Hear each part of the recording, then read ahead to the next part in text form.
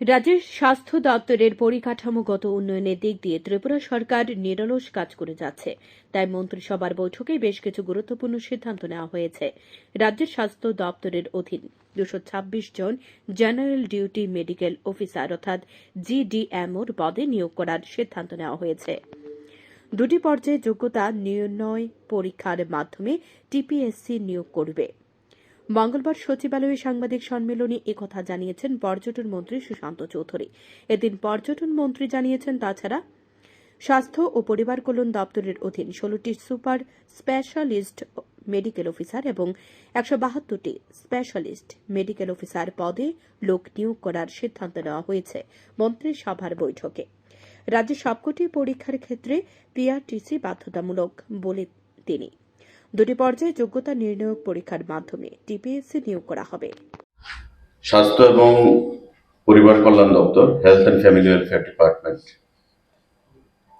সিদ্ধান্ত গৃহীত হয়েছে proposal for creation and filling up of 226 supernumerary posts in grade 4 of Tripura Health Service in GDMO, General Duty Medical Officer, cadre under Health and Family Welfare Department, Government of Tripura. স্বাস্থ্য দপ্তর আমাদের, আপনারা জানেন যে স্বাস্থ্য দপ্তরকে একটা বিশেষ গুরুত্ব প্রদান করা হচ্ছে এবং পরিকাঠামোগত উন্নয়নের দিকে রাজ্য সরকার এবং মাননীয় মুখ্যমন্ত্রী যথেষ্ট আন্তরিকতার সঙ্গে প্রয়াস চালিয়ে যাচ্ছে।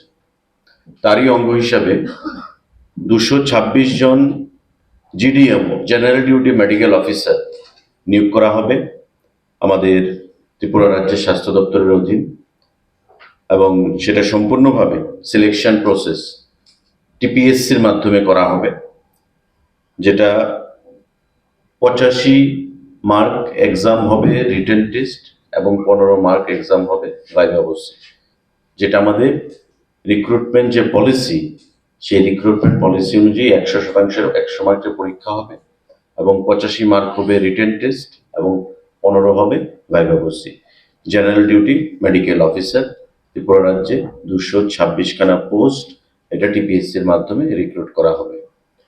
খুব শীঘ্রই দপ্তর থেকে টিপিএসসির কাছে প্রপোজাল পাঠানো হবে এবং পরবর্তী সময়ে ত্রিপুরা পাবলিক সার্ভিস কমিশন তার প্রতিযোগিতামূলক পরীক্ষার মাধ্যমে এই রিক্রুটমেন্ট পলিসি সেখানে ইমপ্লিমেন্ট করবে। Bureau report, news daily Bharat.